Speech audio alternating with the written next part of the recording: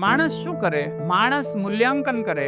મૂલ્યાંકનમાં એ હંમેશા વસ્તુ સાથે ક્યારેક અધિમૂલ્યન કરે. શું કરે? અધિમૂલ્યન. એટલે હોય એના કરતા વધુ અગત્યની માની લે કોઈ વસ્તુને. જેમ કે BMW. મારા માટે BMW જ બધું છે.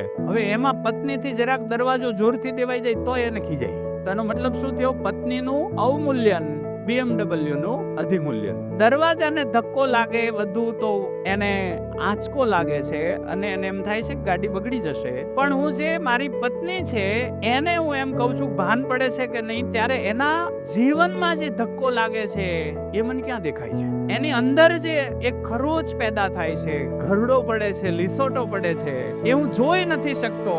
એટલે હું BMW છે એને જોઈ શકું છું, હું જીવનને જોઈ શકતો નથી. એટલે માનવ છે મૂલ્યાંકન કર્યા જ કરે.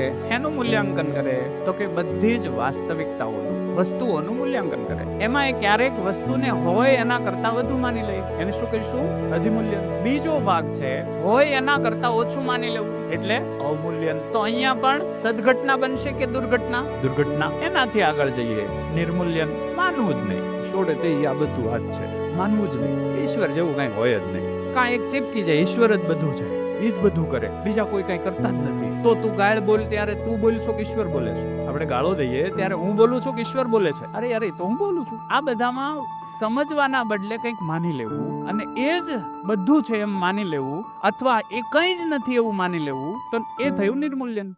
Follow for more.